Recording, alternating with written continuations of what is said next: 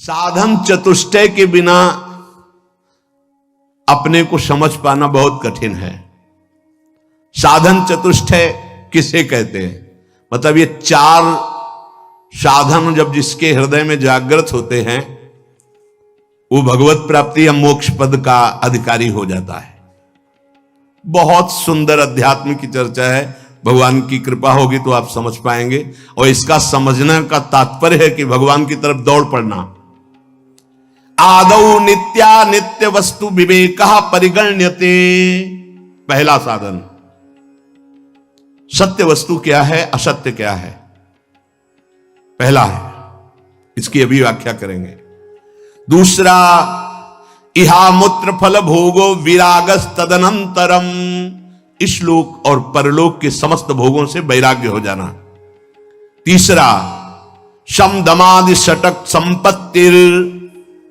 शम दम उपरति तितिक्षा श्रद्धा समाधान, ये 6 संपत्ति साधु के पास होती। साधु का मतलब भेष से नहीं है, जो भगवत प्राप्ति करना चाहता है।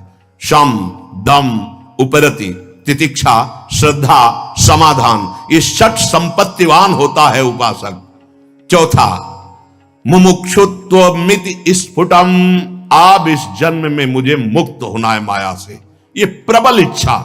ये 4 साधन है आत्मस्वरूप में स्थित होने के लिए, भगवत प्राप्ति के लिए। अब पहला, नित्यानित्य वस्तु विवेकः परिगण्यते। पहला साधन है कि नित्य क्या है और अनित्य क्या है।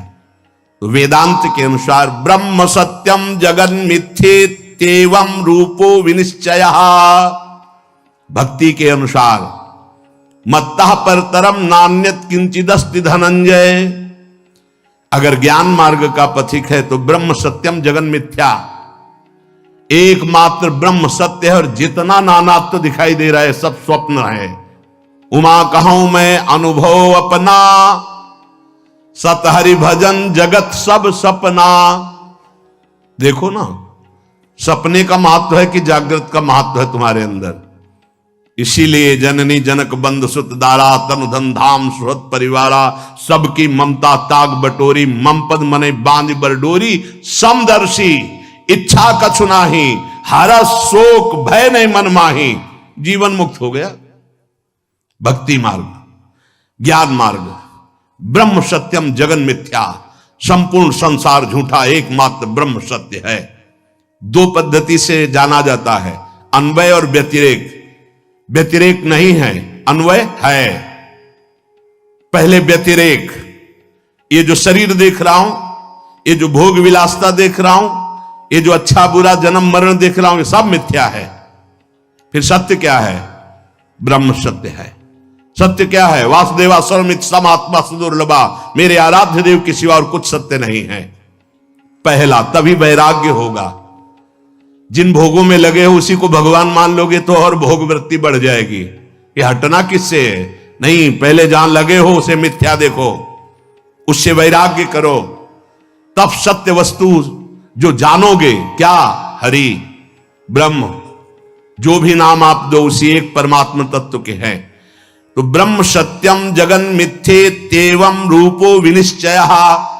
जिसकी बुद्धि ने निश्चय कर लिया है कि एकमात्र आराध्य देव के सिवा सब झूठा, सारे रिश्ते नाते सारी भोग विलासिता ये स्वप्निक है, सत्य है तो सच्चिदानंद प्रभु सत्य है। ये पहला साधन, नित्यानित्य वस्तु का विवेक।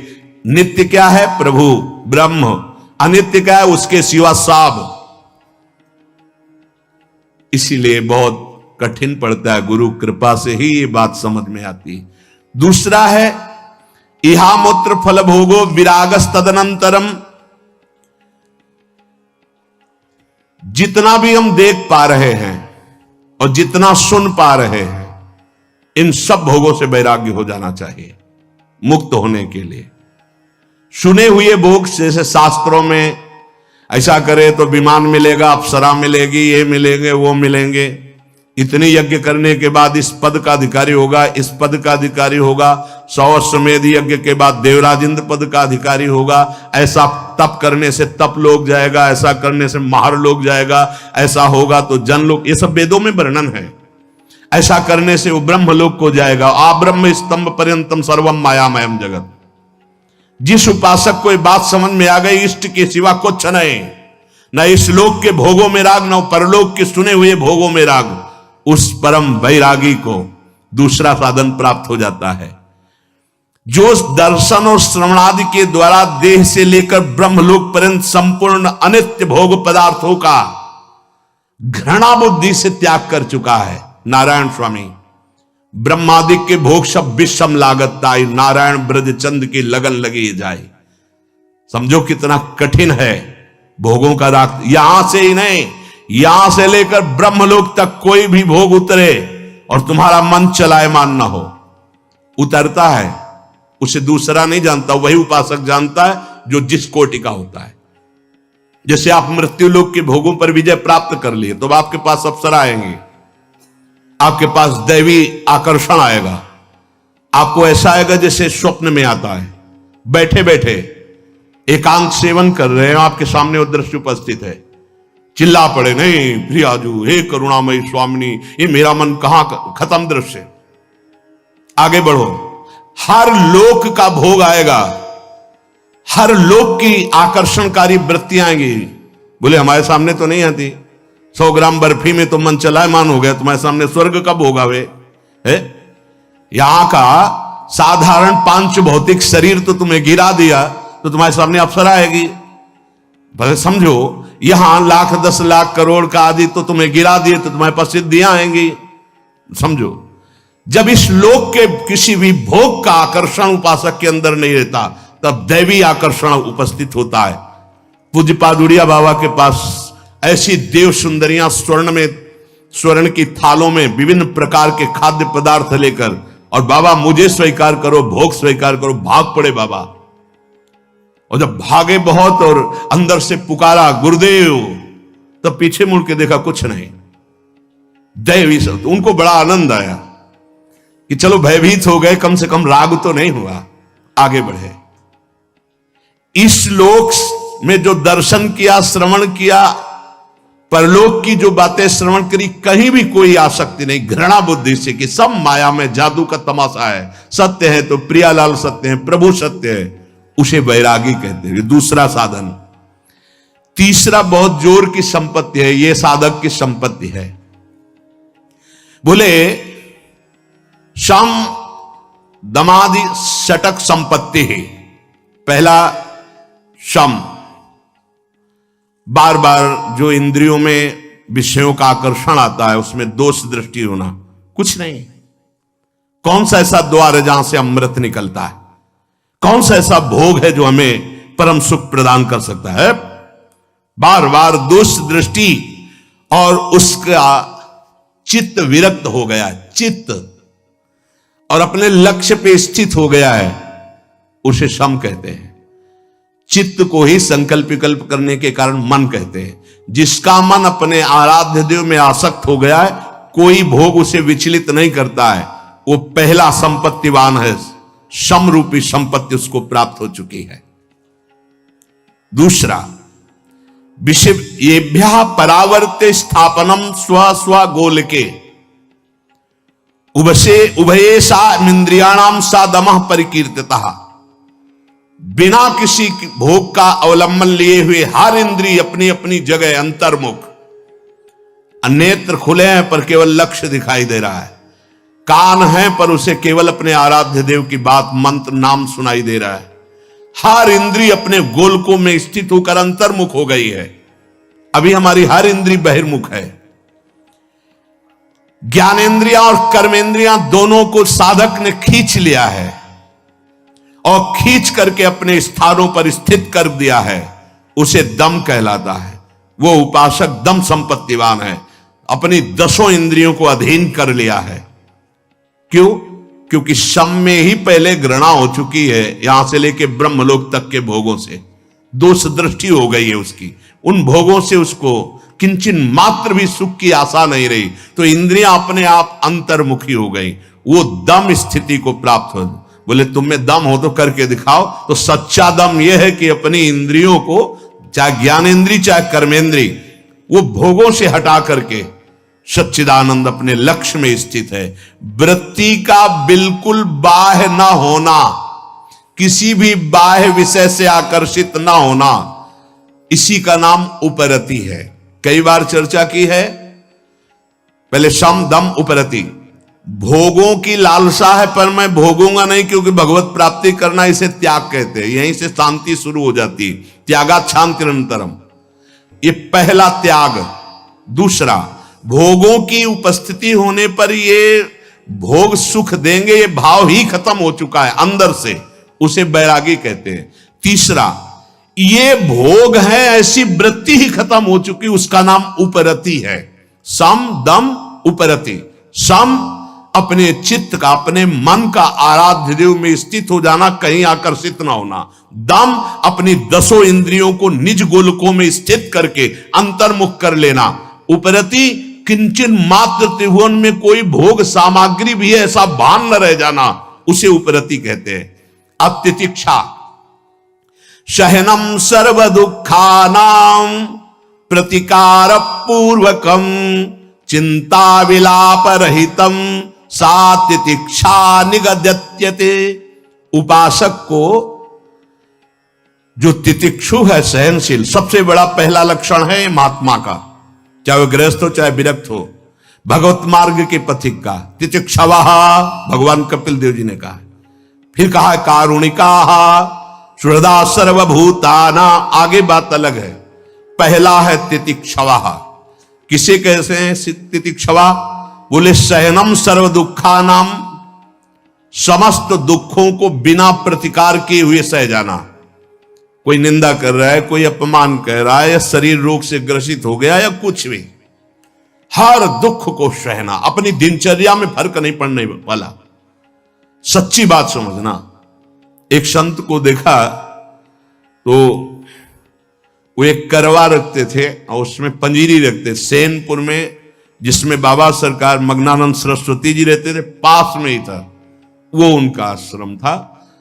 वो 4 घंटे गंगा जी में खड़े होकर के मंत्र जाप करते थे। अलग अलग संतों की दिनचर्या होती है।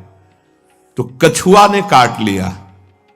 अब रोज खड़े होना, कोई औषधि नहीं, प्रतिकार नहीं उसका, तो वहां सड़न पैदा हो गई और पूरा पैर पक गया। अब उनसे जब औषधि के लिए कहा जाता तो वो मना कर देते थे कि नहीं नहीं ठीक है, कोई परेशानी नहीं। सच्ची तितिक्षा यह है कि प्रतिकार किए बिना आए हुए प्रारब्ध भोग को सह जाना। जैसे पूज्य राधा बाबा फिसले खड़ाऊ से, और उस समय त्रिपुर सुंदरी का अनुष्ठान कर रहे थे और टूट गया अंग। बांस की खपाच बंधवाई, लेकिन कोई इंजेक्शन नहीं, कोई एलोपैथिक दवा नहीं। बड़ा मुक्त होना, देखा ना कितना कठिन। सहन तितिक्षवा, ये तितिक्षा शब्द, ये तो शरीर का हुआ। अब सूक्ष्म शरीर, काम का वेग, क्रोध का वेग, लोभ का वेग, मोह का वेग, मद का वेग, मत्सर का वेग, बिल्कुल शांत, कोई जान नहीं सकता, अंदर ही अंदर सह गए, उसे कहते तितिक्षवा। बिना कोई प्रतिकार किए सारे कष्टों को सह जाना, सर्दी गर्मी बरसात। तो सहनम सर्व दुखाना म प्रतिकार पूर्वकम, बिना कोई प्रतिकार के आए हुए हर दुख को सह जाना, ये सहनशीलता है, ये तितिक्षा है। फिर श्रद्धा, सम दम उपरति तितिक्षा और श्रद्धा।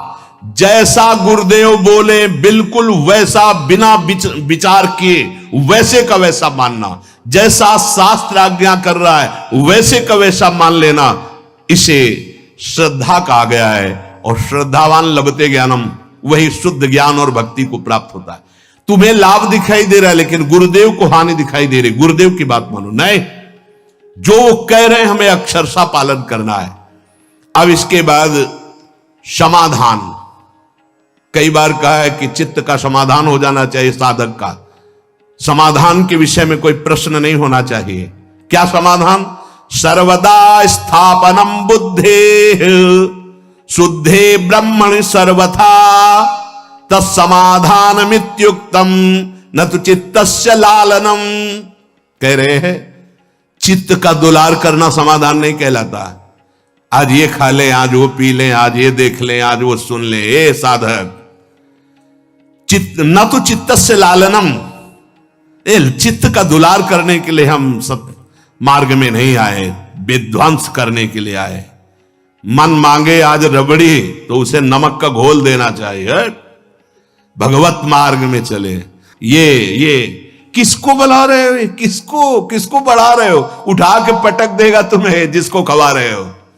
जिसको खवा रहे हो तुम्हें उठा के पटक देगा सतमार्ग से अलग, दुश्मन को नहीं। हाँ, जब तक मन विषयाभिलाषी तब तक दुश्मन, और जब मन विषय रहित वो तो इंद्रियाणाम मनश्चास्मि, साक्षात श्री कृष्ण है। इच्छाओं की पूर्ति करने वाले साधक का कभी समाधान नहीं होता, ध्यान रखना। इसीलिए कहे न तो चित्तस्य लालनम।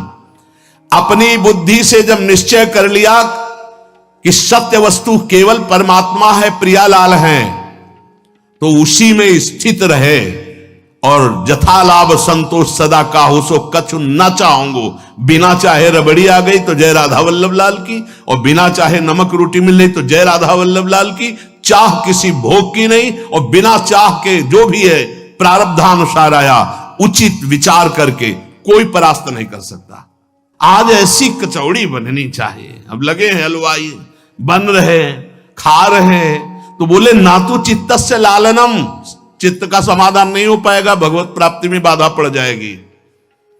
जरा विचार करके देखना भाई, कसौटी है ये परमार्थ की। ना तो चित्त से लालनम। जब ये बात आती है कि आज हमको ये चाहिए, तो पूर्ति तो हरि गुरु कर देंगे, लेकिन बहुत असंतोष होता है। सच्ची मानना, आपको सिर्फ प्रभु चाहिए, इसके अलावा जा ही न चाहिए कबहू कछु।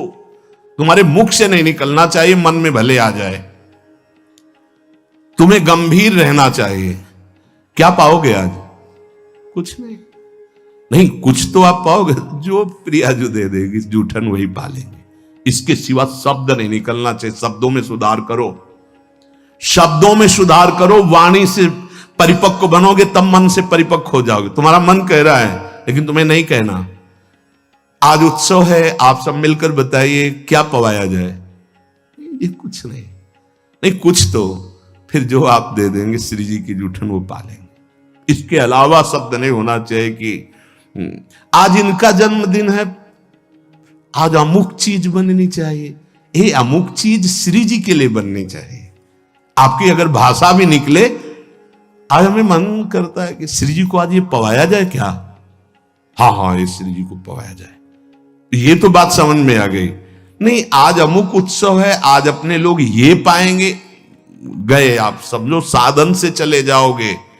पक्का समझ लीजिए, ये चित्त का लालन करना, दुलार करना, ये बहुत हानिकारक है। ये सब इंद्रियों को फ्री कर देगा। जो हम समेटना चाहते हैं, बिखरी पर्यो मन सिमटत नहीं, इंद्र लीनो जीत सी द्रुदा जी।